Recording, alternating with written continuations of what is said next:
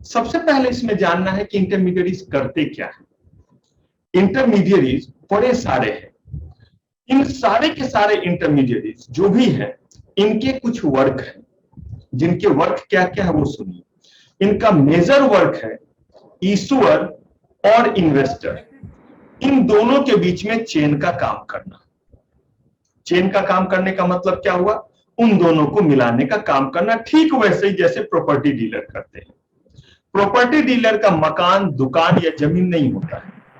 उसका काम है कि जिसका मकान, दुकान या जमीन है उसको, और जो मकान, दुकान या जमीन खरीदना चाहता, उन दोनों को जो है वो क्या करे? डील करवा दे, उनके डॉक्यूमेंट्स वगैरह तैयार करने में मदद करे, उन्हें जगह दिखलाए, एक दूसरे को दोनों से जो है वो मिलाना और उनको मदद करना। ये काम हुआ प्रॉपर्टी डीलर का। ठीक वैसा ही काम करता है इंटरमीडियरी। इसके मेजर काम है चेन की तरह काम करना, कड़ी की तरह काम करना, मीडिएटर की तरह काम करना इशूअर और इन्वेस्टर के बीच में।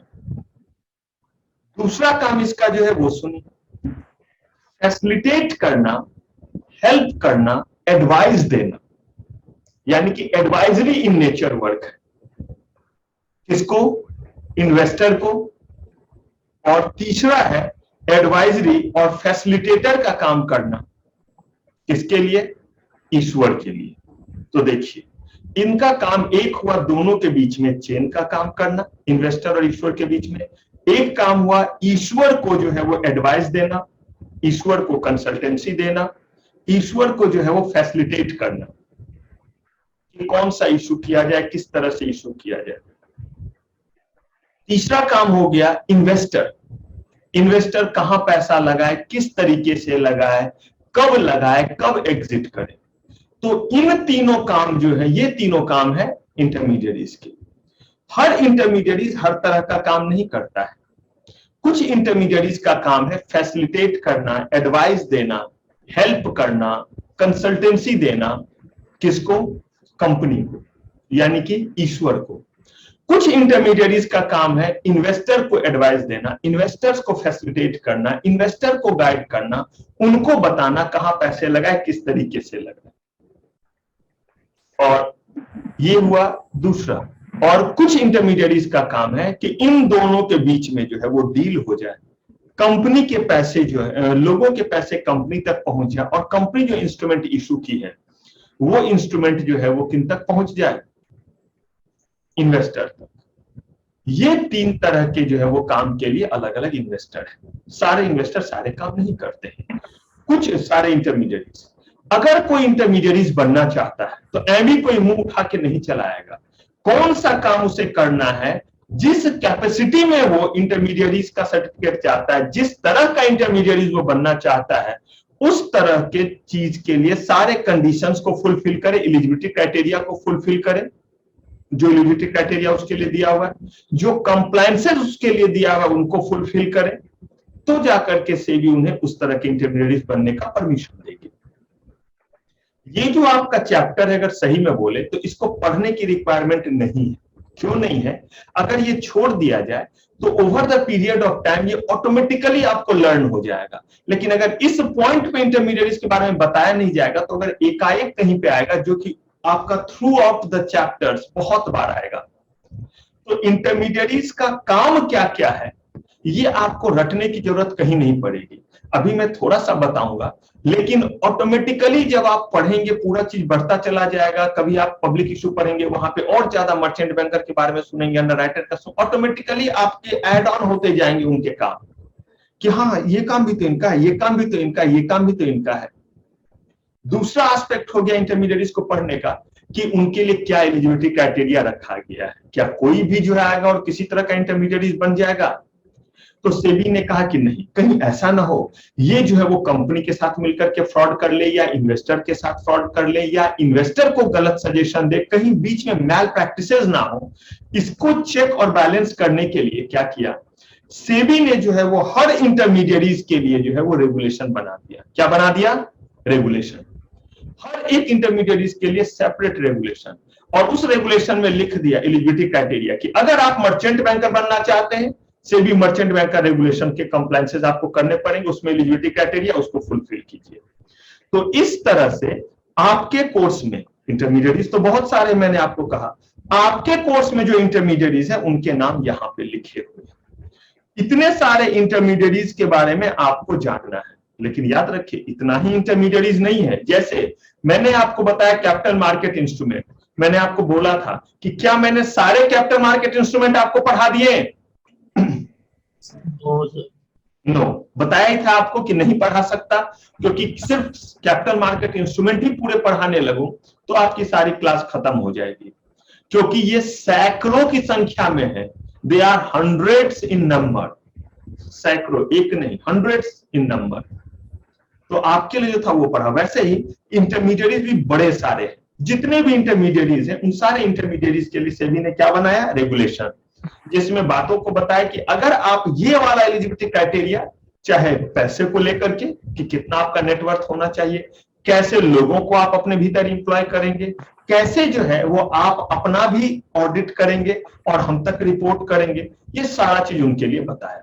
उन्हीं रेगुलेशन में से एक एक रेगुलेशन बहुत बड़ा बड़ा है, उन्हीं रेगुलेशन में से हमें दो दो चार चार पांच पांच पॉइंट उठाने हैं जो इंटरमीडिएट जितना हमारे कोर्स में दिया हुआ है। जैसे मर्चेंट बैंकर थोड़ा ज्यादा दिया है, ज्यादा करना रहेगा, कोई भी चीज जो भी ज्यादा दिया हुआ रहेगा, ट्रस्टी डिवेंचर ट्रस्टी ज्यादा रहेगा उसको ज्यादा करना रहेगा, जो भी दिया हुआ है उस रेगुलेशन से उतना ज्यादा चीज हम उसमें से एक्सट्रैक्ट करेंगे। ठीक है, तो अब मुझे बताइए कि हम जो पढ़ने जा रहे हैं वो है इंटरमीडिएट। ओवरऑल बात समझ में आई इंटरमीडिएरीज की, और कैसे हम इसे पढ़ेंगे वो क्लियर हुआ? Yes sir. इंटरमीडिएरीज के 3 काम है, जल्दी से मुझे बताइए एक एक लाइन में। पहला काम, to become a chain and mediator between investor and issuer. खत्म पहला काम? या ना? Yes sir. दूसरा काम, टू फैसिलिटेट हेल्प एडवाइस। किनको? To whom? Investors. To the investors. तीसरा, to help advice facilitate to whom? Investors. Investor तो बोल दिया, sure sir. Sir, to the issuer. ईश्वर हो गया, यही इनका काम है। और जब ये करेंगे तो इनके ऊपर लगाम लगाने के लिए कोई बॉडी होना चाहिए, तो कौन है इनके ऊपर लगाम लगाने के लिए? सेबी। अब यहां जो जो आपको इंटरमीडिएरीज पढ़ने हैं वो है merchant banker, registrar and share transfer agent, underwriter, bankers to and issue, debenture trustee, stock broker and sub broker, portfolio manager, custodian of securities, investment advisor, research analyst, credit rating agency, depository participant। ये सारे के बारे में पढ़ना है, जिसमें ये तो हमारा, इसी से तो हम अगले चैप्टर पे मूव कर जाएंगे। मतलब अगले चैप्टर का मतलब जब ये यूनिट खत्म होगा आपके इन्वेस्टमेंट इंस्टीट्यूशन के बाद, तो उससे। अब इसमें जो जितने भी मर्चेंट बैंकर और इन सबके बारे में जानना है, सेबी ने 2 एस्पेक्ट बोले, आप एलिजिबल है और ये कंप्लायंस है। सबके लिए रेगुलेशन है, वो रेगुलेशन हम एक एक करके पढ़ेंगे, याद रखिएगा। इन रेगुलेशन में जहां भी डिजिट है वहां बड़े सारे चेंज आते हैं, तो इसीलिए परेशान मत होइएगा। अभी जो भी डिजिट मैं बताऊंगा सिर्फ उसे लिखिएगा। At the end of the day, इस बीच में भी, क्योंकि अभी रिजल्ट वगैरह है, कुछ और भी जो है बीच में सर्कुलर आते हैं, सेबी का अक्सर आता रहता है। अगर आपके इंस्टीट्यूट जिस चीज को अप करेगी हम उसको क्या कर लेंगे? अपडेट कर लेंगे। तो यहाँ पे नेटवर्थ जैसा चीज वगैरह आएगा, जहां 5 करोड़ है, 50 लाख रहेगा, इनमें वो अक्सर चेंज लाते हैं, तो बहुत फ्रीक्वेंट चेंज लाते हैं। तो अभी जो मैं आपको बताऊंगा वो आप वैसे ही कॉपी करेंगे, और बिल्कुल जब हमारी लास्ट क्लास रहेगी, सब कुछ खत्म रहेगा, तो भी उसको हम क्या कर लेंगे? एक बार अपडेट कर लेंगे, देख लेंगे कि क्या कोई चेंज हुआ है तो ठीक है, कर लेंगे, नहीं है तो एज इट इज छोड़ देंगे। चलिए अब एक एक करके हम पढ़ना शुरू करते हैं। सबसे पहला हमला किस पे हमें करना है? Merchant bankers. ठीक है, तो अब जरा समझिए मर्चेंट बैंकर क्या है। रेगुलेशन आपके सामने, सेबी मर्चेंट बैंकर रेगुलेशन, उसी से सारे चीज को हमने उठाया है। मर्चेंट बैंकर बेसिकली समझ लीजिए, और एकदम ध्यान रखिएगा, एकदम मत घबराइएगा, क्योंकि ये चैप्टर जो आप पढ़ रहे हैं मजबूरी है, इसलिए ये अभी से बताया जा रहा है, क्योंकि अभी नाम नहीं बोलूंगा तो आगे काम कैसे इसका और ज्यादा बताऊंगा। लेकिन जब इसको खूब डिटेल में आप पढ़ लेंगे आने वाले समय में, तो आपको लगेगा कि नहीं सर ये सब तो ऐसे ही लर्न हो गया, उस समय तो बड़ा हमें टाइम लग रहा था इसको लर्न करने में। तो अभी ध्यान से बस समझिएगा, ये चैप्टर ऑटोमेटिकली आपका कवर हो जाएगा आगे, इसके सारे काम बहुत बार मर्चेंट बैंकर जपते रहेंगे हम लोग आने वाले दिनों में, जितने भी इंटरमीडिएरीज हैं, जैसे ही पब्लिक इशू वगैरह पे आएंगे। तो कहा गया कि इस मर्चेंट बैंकर का क्या मतलब है, तो कहा कि कोई भी person engage in the business of what, issue management. इसमें साथ में बोलते रहिएगा क्योंकि थोड़ा सा ये जो है वो थ्योरेटिकल इन नेचर है ये, और आपका अगला जो चैप्टर है इन्वेस्टमेंट इंस्टीट्यूशंस, थोड़ा सा ये लर्न कम और रिमेंबर करने वाला ज्यादा चीज है। ये सब कुछ टेक्निकलिटी बस जो रहेगी वो लर्न करना रहेगा, बाकी जो इसमें रहेंगे इतने करोड़ का नेटवर्क, ये सब लर्न ये पढ़ना पड़ेगा, रिमेंबर करना पड़ेगा, बोलते रहिएगा। इशू मैनेजमेंट वर्ड लिखा हुआ, इशू मैनेजमेंट का क्या मतलब है? पब्लिक इशू मैनेजमेंट, यानी कि जब आप पब्लिक के बीच में शेयर इशू करते हैं, आईपीओ वगैरह लाते हैं, तो कंपनी जब शेयर वगैरह इशू करेगी, चाहे जिस भी तरह का करे, तो उसको किसकी जरूरत पड़ेगी? मर्चेंट बैंकर, जो सारे काम को संभालेगा। पब्लिक इशू करने के सारे काम को संभालना मर्चेंट बैंकर का काम, और बहुत इंपॉर्टेंट पर्सन ये होता है पब्लिक इशू के केस में। सब कुछ समझ लीजिए एक तरह से कंसोलिडेट होकर किसी के पास आता है, और भी लोग होते हैं जो इसमें होते हैं, लेकिन सबसे इंपॉर्टेंट अगर कोई पर्सन है तो वो है मर्चेंट बैंकर पब्लिक इशू के दौरान। कब कब ये करते हैं आपके लिए काम? तो मेकिंग अरेंजमेंट रिगार्डिंग क्या, selling, buying, subscribing to securities, इसको मैनेज करने में। एक्टिंग एज मैनेजर और कंसल्टेंट और एडवाइजर, किसके लिए? कंपनी के लिए, पब्लिक इशू के दौरान, कि कितना परसेंट, कितना जो है वो शेयर इशू करे, किस रेट पे इशू करे, किस तरीके से डिस्ट्रीब्यूशन करे शेयर्स का, अगर ओवर सब्सक्राइब हो रहा है तो वहां पे इनकी मदद के लिए और भी पर्सन आते हैं, आरटीए वगैरह भी आते हैं, आगे पढ़ेंगे, लेकिन ये बतलाते हैं कि अगर हमारा ओवर सब्सक्राइब हो गया है तो किस रेशियो में हम डिस्ट्रीब्यूशन करें। Rendering corporate advisory services in relation to issue management, मतलब कि किस तरह का इंस्ट्रूमेंट इशू करें, उसके साथ वारंट इशू करें ना करें, मतलब कंप्लीट मार्केट का स्ट्रेटजी देखते हैं और बताते हैं एनालिसिस करके कि देखिए इस समय मार्केट सिनेरियो के अकॉर्डिंग आपके इस इंस्ट्रूमेंट का मार्केट में बहुत ज्यादा रिक्वायरमेंट है, बहुत ज्यादा डिमांड है, लेकिन आपके कंपनी की फर्दर स्थिति ऐसी नहीं है कि आप क्या कर पाए, इक्विटी शेयर इशू कर पाए, क्योंकि ऑलरेडी बहुत सारा स्टेक आपका पब्लिक के बीच में क्या है, डाइल्यूटेड है, डिसीजन लेने में दिक्कत आएगी। तो क्या करें, आप डिवेंचर इशू कर दी ताकि डेट इक्विटी भी मैनेज हो जाए। इक्विटी आपका बहुत ज्यादा इशू है तो आप डेट इशू कर सकते हैं, क्योंकि डेट इक्विटी रेशियो मैनेज करना रहता है, 2:1 से ज्यादा का नहीं होना चाहिए। तो उन्होंने कहा कि आपने इतने डेट इशू किए हुए हैं कि उसका डबल तक आप जो है वो इतने इक्विटी इशू किए हुए हैं कि उसका 2 टाइम्स तक तो आप डेट इशू कर सकते हैं आराम से। तो आप जो है वो डेट इशू कीजिए और कल के डेट में यानी कि डिवेंचर इशू कीजिए, और उसके साथ क्या दे दीजिए बदले में, वारंट दे दीजिए। और या डिवेंचर ही जो इशू कर रहे हैं वो कैसा कर लीजिए, कन्वर्टेबल डिवेंचर। कहने का मतलब है ये सारे एडवाइस वगैरह देना किसका काम हो गया, मर्चेंट बैंकर का। ये मत समझिएगा कि कोई और इंटरमीडिएट ये काम नहीं करेगा, लेकिन ये इसका स्पेशल वर्क है, ये काम ये करता है। जब हम किसी इंटरमीडिएट के बारे में पढ़ रहे होंगे तो हम उस इंटरमीडिएट के बारे में जान रहे होंगे।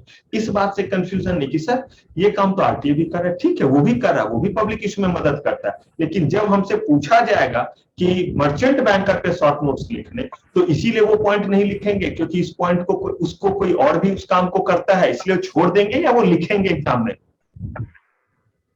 लिखेंगे सर। आरटीए का पूछेगा तो भी वो कॉमन पॉइंट है तो लिखेंगे, मर्चेंट बैंकर का पूछेगा तो भी लिखेंगे। अभी मर्चेंट बैंकर का पढ़ रहे तो सिर्फ मर्चेंट बैंकर के पॉइंट्स को डिस्कस कर रहे हैं। अब कह रहे हैं कि क्या कोई भी जो है, कोई भी पर्सन जो है वो बन जाएगा आपका जो है वो मर्चेंट बैंकर, कहा नहीं। सबसे पहले तो इस बात का ध्यान रखिए कि ये जब भी होता है ये सिर्फ बॉडी कॉर्पोरेट होता है, यानी मर्चेंट बैंकर का काम इंडिविजुअल नहीं कर सकता। वो किस फॉर्म में होना चाहिए, कंपनी के, बॉडी कॉर्पोरेट।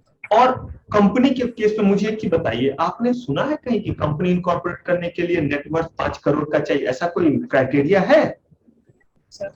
नहीं, कंपनी लॉ में ऐसा कोई क्राइटेरिया अब नहीं है कि कंपनी अगर आप इनकॉर्पोरेट कर रहे तो इतना का आपका नेटवर्थ होना चाहिए या इतना का कैपिटल होना चाहिए। लेकिन कह रहे कि अगर आप मर्चेंट बैंकर की तरह काम करना चाहते हैं तो आपके कंपनी का नेटवर्थ मिनिमम कितना होना चाहिए,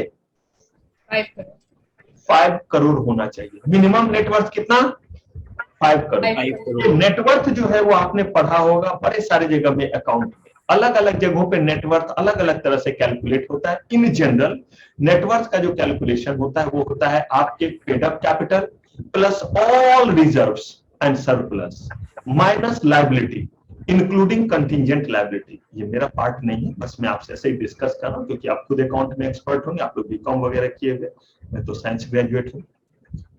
तो अब आप नेटवर्थ के बारे में ये जानिए कि paid up capital in general, paid up capital plus what, all reserves and surplus, और माइनस करते हैं liability including contingent liability. Contingent liability भी है तो माइनस करते हैं, वो लायबिलिटी है जो भविष्य में आ सकता है। कोर्ट में केस चल रहा है, लेबर ने केस कर दिया, आपने उनका बोनस नहीं दिया, आपने उनका ग्रेच्युटी का अमाउंट रख लिया है, तो वो पैसे माइनस हो जाएंगे। Declare the responsibility to SEBI when more than one merchant banker. ये जरा ध्यान से देखिए, मर्चेंट बैंकर का काम तो है पब्लिक इशू मैनेजमेंट में बहुत तरह सारा काम को संभालना, लेकिन क्या एक से ज्यादा मर्चेंट बैंकर की जरूरत पड़ेगी पब्लिक इशू में जो ये बात लिखा हुआ है? क्या आपका सेंस कहता है? क्या एक से ज्यादा मर्चेंट बैंकर की रिक्वायरमेंट पड़ेगी? Yes, sir. पड़ती है। अगर ये बहुत बड़ा है, जैसे आप देखिए कि एक नॉर्मल एग्जांपल लेते हैं, शादी वगैरह में, अगर शादी वगैरह घर में हो रहा है तो आप देखते होंगे कि एक आदमी को जिम्मेदारी दे दिया कि भाई आप जो है वो दूध की जिम्मेदारी, दूध का आना, उससे जो है वो कोई भी चीज जो भी दूध से बनने वाला मिठाई या कोई चीज होगा, ये जिम्मेदारी आपके ऊपर कि दूध कब आएगा, जहां जहां जरूरत है मिल्क की, दूध की, चाहे चाय के लिए, कॉफी के लिए, बारातियों के लिए, जहां जहां चाहिए वो मैनेज करना आपका काम। तो उसको आपने रिस्पॉन्सिबिलिटी किस चीज की दे दी? दूध के मैनेज करने की। एक को दे दिया जितने भी तरह के सब्जी वगैरह होंगे वो सारी की जिम्मेदारी आपके ऊपर, जो भी आपके कुक बोलेंगे ला के देना आपकी जिम्मेदारी। एक को आपने जिम्मेदारी दे दी कि फूल की, कि फूल कहां से आएगा, कैसे आएगा, कितना आएगा, सारा जिम्मेदारी आपके ऊपर। एक बंदे के ऊपर आपने दे दिया डेकोरेशन का काम, टेंट का, टेंट के डेकोरेशन का काम। ऐसे ही करके अलग अलग लोगों को देते हैं, यस या नो? Yes sir. लेकिन अगर मान लीजिए कि बहुत छोटे लेवल का ही अरेंजमेंट है तो वैसे केस में सब कुछ होगा, सजावट भी होगी, दूध भी चाहिए, फूल भी चाहिए, सब कुछ चाहिए, लेकिन एक ही बंदे को सारा काम देते, सारा बर्थडे का सारा काम निपटा देता है। करता है या नहीं कर लेता है? ये डिपेंड करता है कि कितने बड़े लेवल पे करते हैं। आप सुनते हैं ना करोड़ों की शादी होती है, ये जो बड़े बड़े सेलिब्रिटी और बाकी लोगों के होते हैं, उन सारे जगहों पे ऐसे ही होता है कि अलग अलग लोगों को अलग अलग चीजों की रिस्पॉन्सिबिलिटी दी गई है, ताकि ऐसा ना हो कि इससे पूछा जाए तो उसके नाम ले ले, उसका पूछा जाए तो उसके। लेकिन अगर मान लीजिए कि सिर्फ एक ही बंदा है तो कुछ भी गड़बड़ होगा तो सारी रिस्पॉन्सिबिलिटी किसके ऊपर? उसी बंदे पे, उसी पर्सन के ऊपर है, अगर एक है तो। मैं और आपको एक छोटा एग्जांपल देता हूं। मान लीजिए कि घर में दो बहनें, सीता और गीता। अब जो है चलिए इन्हीं दोनों को बहन बना देते हैं। मान लीजिए कि प्रेरणा, थोड़ी देर के लिए ले लेते हैं, प्रेरणा और एक हमने ले लिया राशि, ये दोनों मान लेते हैं बहनें हैं। आए हैं दोनों? Yes sir. दोनों आए हैं। अरे कुछ बच्चे गायब हो गए फर्स्ट हाफ के बाद, ब्रेक के बाद नहीं आए हैं। ओ माय गॉड, 8 बच्चे नहीं आए हैं ब्रेक के बाद। इतने नालायक हैं हमारे बच्चे। क्या नींद लग जाती है आप लोगों को क्या? No sir. 8 बच्चे गायब हैं आप लोग में से, जो मैं देख रहा हूँ इस समय। इंडिया पाकिस्तान का मैच आ रहा है, वो देखने गए होंगे। Asia cup 2020 Asia cup. Yes sir, India Pakistan का मैच है। अब देखिए, अब बिल्कुल मैं नहीं रखता इंटरेस्ट। पहले खूब रहता था, मेरे पापा और भाई ये पागल, मैं बिल्कुल नहीं देख पाता। अब तो स्कोर भी नहीं देख पाता, लेकिन पटाखे की आवाज आ रही है बाहर। सर बहुत अच्छा मैच आ रहा है। ओ पता नहीं, पटाखे की आवाज, मैं आपको पढ़ा रहा हूँ तो भी बाहर से पटाखे की आवाज कुछ कुछ है, शायद कुछ अच्छा हुआ होगा। मुझे स्कोर कुछ भी नहीं पता है कि कौन सी टीम पहले खेली, कौन सी बाद में। इंडिया खेल चुकी है, खेलना है। सर इंडिया टॉस जीती थी तो वो बॉलिंग कर रही है पहले। अच्छा, तो यानी बैटिंग स्टार्ट हो रही इनिंग है। बचा हुआ है। यस सर, सर इंडिया अभी की innings इनिंग्स ओवर हुई पाकिस्तान की। हाँ, इनिंग्स ओवर over हो गई है। अच्छा, सेकंड इनिंग स्टार्ट हो गई सर, इंडिया की बैटिंग स्टार्ट है। ठीक है। लेकिन ये जो धमाका हो रहा है हमारे इलाके में, इसका मतलब है कि कुछ विकेट वगैरह गिरा है शानदार, या कुछ ऐसा हुआ है, मतलब इंडिया के फेवर में कुछ हुआ है। चलिए जो भी है, फिलहाल नेटवर्क हम लोग बात कर रहे थे रिस्पॉन्सिबिलिटी को लेकर के। तो अगर हम बात करें कि दो बहनें प्रेरणा और राशि, मान लेते दोनों बहनें हैं। मम्मा जो है वो इनकी गई बगल में पड़ोस में, किन्हीं दीदी की विदाई थी या कुछ था, कुछ फंक्शन था, तो गई मदद करने उनका। रात के 9 बज गए, आई उधर से, तो ना रोटी बना है ना सब्जी बना है। अब मम्मा जब बोल रही है, हल्ला कर रही है, तो प्रेरणा बोल रही है कि मैंने सोचा कि राशि बनाएगी। राशि से जब पूछ रही तो बोली मैंने सोचा प्रेरणा बनाएगी। अब ये राशि और प्रेरणा के चक्कर में किसी को अभी तक खाना नहीं मिला, खाना बना ही नहीं।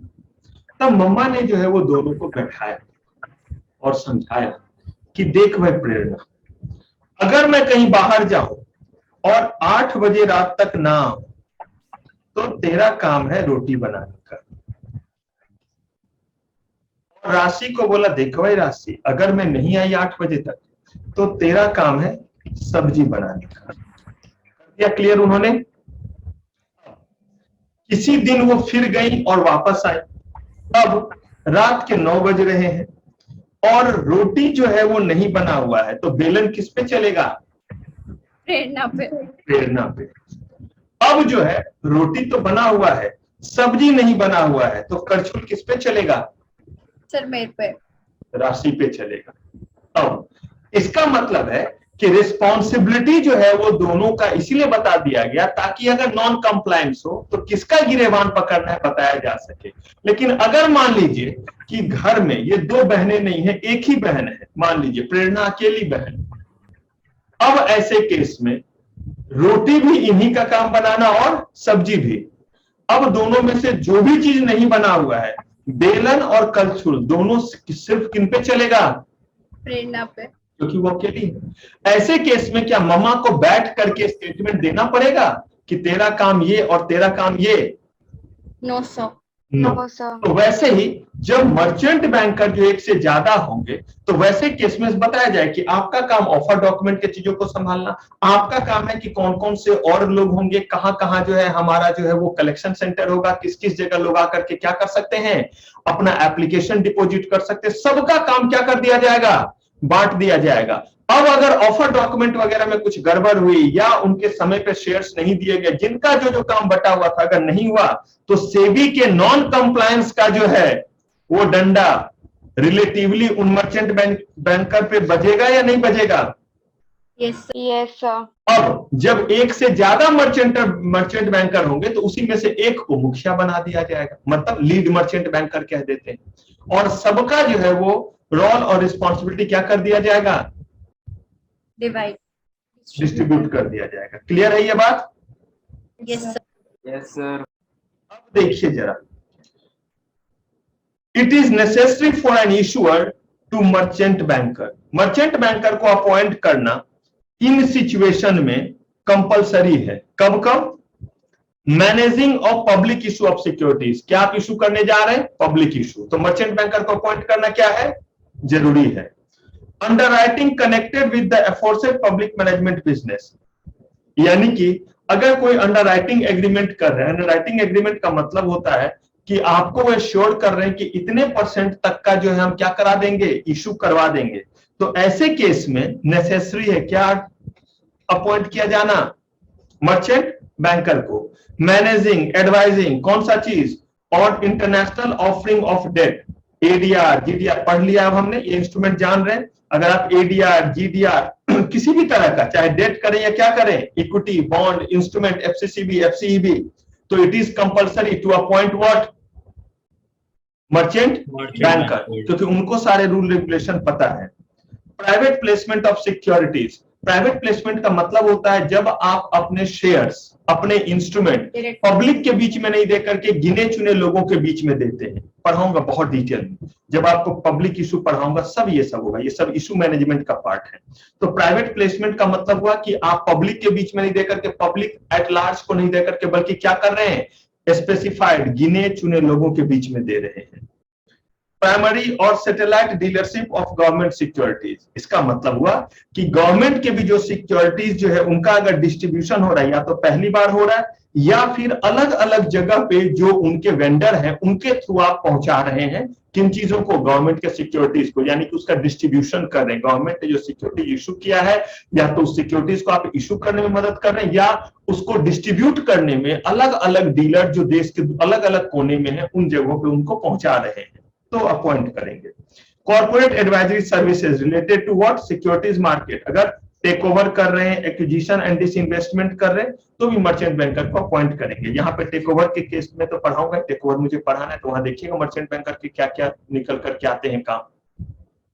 एडवाइजरी सर्विसेज फॉर प्रोजेक्ट, किसी भी प्रोजेक्ट के लिए अगर एडवाइजरी सर्विस हो तो वहां पे हम किनको लाएंगे, मर्चेंट बैंकर को लाएंगे। और international financial advisory services, international financial advisory services का मतलब होता है कि जब आप किसी भी तरह का इंस्ट्रूमेंट इशू कर रहे हैं, अगर आप प्रोजेक्ट इंडिया में कर रहे हैं तो उसके लिए आपने पूछा कौन सा इंस्ट्रूमेंट, किस तरह का इंस्ट्रूमेंट, लेकिन अगर आप जो है वो इंडिया से बाहर से जाकर के जो है वो क्या कर रहे हैं, फंड रेज कर रहे हैं, तो वैसे केस में भी आप उनसे पूछेंगे कि एडीआर करे, जीडीआर करे, एफसीसीबी करे, एफसीईबी करे, किस तरह से करे, उसमें कन्वर्जन का ऑप्शन रखिए, किस किस कंपनी को उसमें हम शामिल करें। ये सारा का सारा काम किसका हो गया, मर्चेंट बैंकर का। और इन सिचुएशन में इन कामों के लिए आप मर्चेंट बैंकर को क्या करते हैं, अपॉइंट करते हैं। बहुत बड़ा ये रेगुलेशन है, हमें इसी के जो है वो क्या करने हैं, छोटे से एस्पेक्ट को लेकर के जो है वो चलना है। अब अगर आपसे पूछा जाएगा right short notes on merchant banker, तो क्या कीजिएगा, यहां से बस जो है वो 2 पॉइंट उठा के लिख दीजिएगा, या यहां से 4 पॉइंट लिख दीजिएगा, क्या कीजिएगा? सर मीनिंग से लेके यहाँ तक का सारा लिख के आएंगे। बिल्कुल सही, पहले यहां से भी उठाएंगे, मीन्स का मतलब क्या हुआ, यहां से शॉर्ट कर देंगे, फिर ये दोनों पॉइंट रहेगा, और तब इसमें से 2-4 पॉइंट लिख देंगे। ये नहीं कि सिर्फ इसी में से पॉइंट बढ़ाते जाएंगे, बढ़ाइए, इसमें से जितना बढ़ाना है बढ़ाइए, लेकिन ये हिस्सा भी रहना चाहिए कि मर्चेंट बैंकर का मतलब क्या हुआ, और मर्चेंट बैंकर के लिए जो है वो क्या एलिजिबिलिटी क्राइटेरिया हुआ। फिर उसके बाद बताइए किन किन जगहों पे मर्चेंट बैंकर अपॉइंट होते हैं, क्या काम करते हैं। क्लियर है ये बात? Yes sir. ठीक है, तो पहले आप ये यहां तक क्लियर करें, फिर बात करेंगे।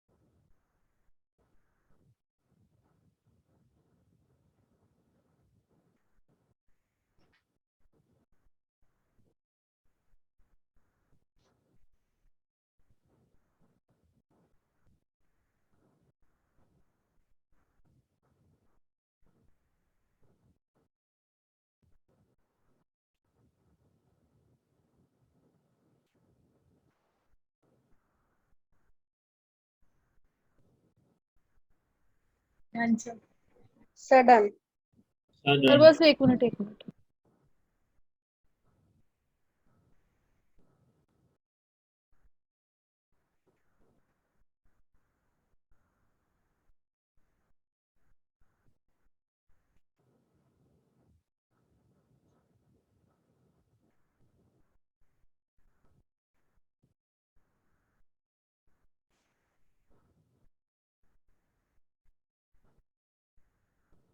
Yes sir done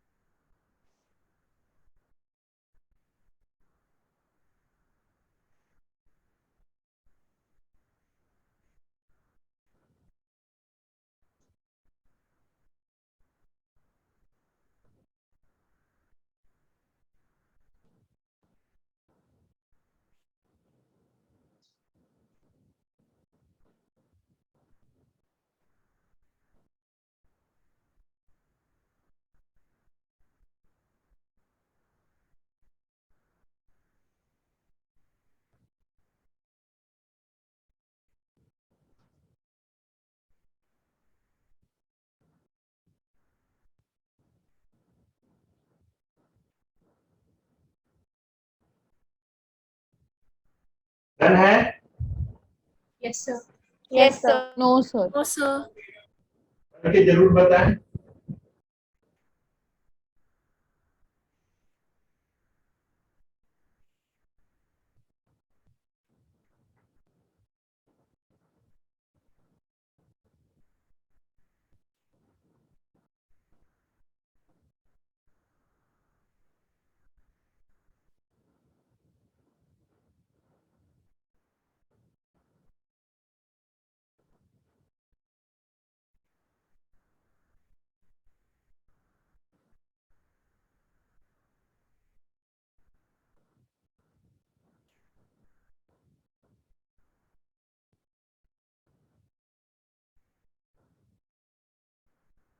sir done? Sir बस 1 मिनट रुक जाइए प्लीज। गेट पे कोई आया है, मैं घर में अकेले हूँ, बस 1 मिनट में आ रही हूँ, बस मैं 1 मिनट प्लीज। तब तक बाकी लोग देखते हैं। सर बस एक सेकंड पीछे कर दीजिए लास्ट वर्ड रह गया था बस पैक करूं? हाँ जी सर बस वो लास्ट लाइन का एक चीज देख लीजिए रिलेशन टू इशू मैनेजमेंट ठीक है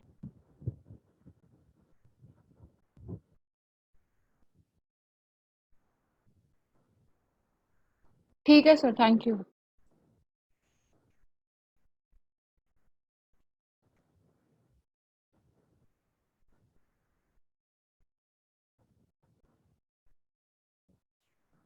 बैक सर।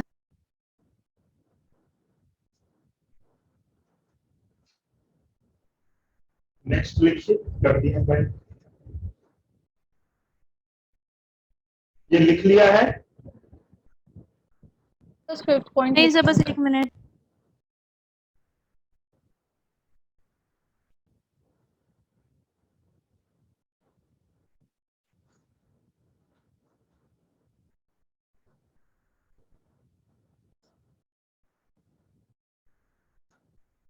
सर ये सेबी है ना, declare the responsibilities to SEBI. Yes, CBO. Okay sir, एक सर मिनट एक मिनट पीछे पीछे लिख वाला लेते कर सर। दीजिए।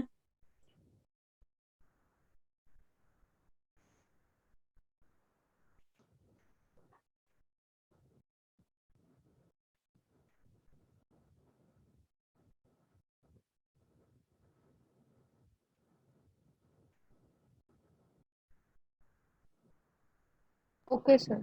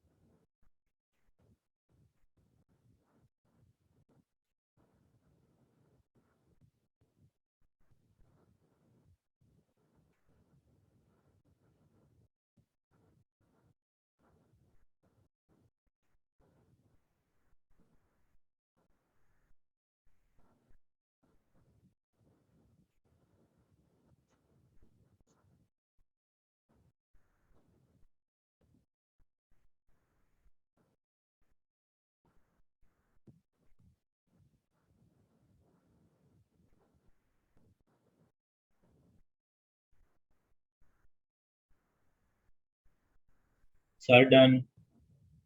Sir wait just a sir. Minute. Done. जी जी, बाकी लोग भी बताइए।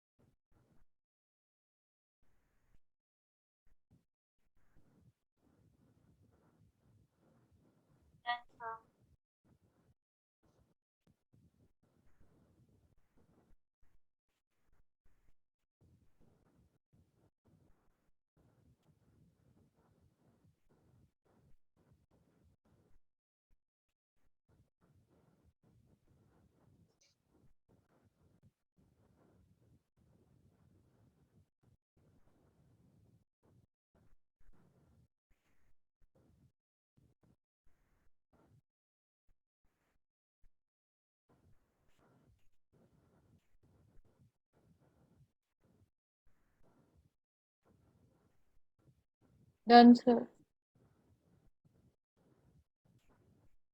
Done, sir. Done? Yes, sir.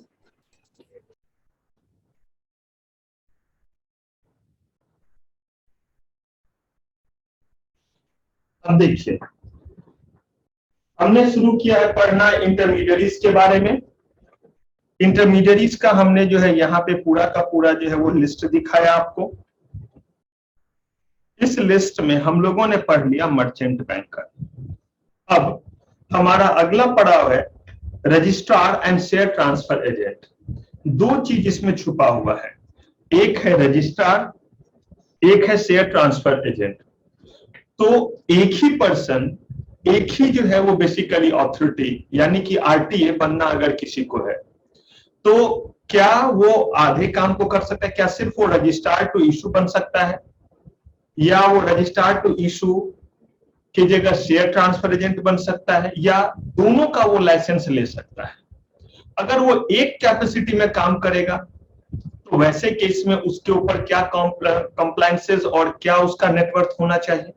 अगर वो इन दोनों जो है वो कैपेसिटी में काम करेगा तो जो है वो उसके ऊपर क्या क्या कंप्लायंसेस और क्या उसका नेटवर्थ होना चाहिए स्पेशली।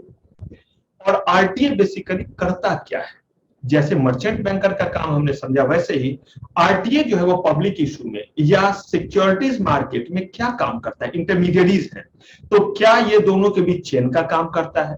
किसी को एक को फैसिलिटेट करता है, दोनों को फैसिलिटेट करता है, क्या ये करता है? ठीक वैसे ही क्या है अंडरराइटर, क्या है पोर्टफोलियो मैनेजर और डिफरेंट डिफरेंट इंटरमीडिएरीज। तो ये सारा कुछ हम लोग जानेंगे अपने Next episode. Next episode. तो फिलहाल यहां तक के सारे चीजों को एकदम अच्छे से रिवाइज कर लीजिएगा। प्लीज रिवीजन अच्छे से करते रहिएगा, और जितने भी चीज आपने पढ़ लिए उसमें जो भी एस्पेक्ट आएगा, एस्पेक्ट का मतलब है कि जो टफ लगे उससे जरूर लिखा कीजिए। बाकी जितना लिखना है वो लिखिए, जो थोड़ा भी लगे कि लिखने में दिक्कत है उसे खुद 5 बार लिखिए। लिखने से प्लीज मत भागिए। तो फिलहाल आज की मेरी सारी सेवा समाप्त। थैंक यू वेरी मच, आपका बहुत बहुत धन्यवाद। मिलते हैं नेक्स्ट क्लास में, तब तक के लिए टेक केयर, बाय बाय।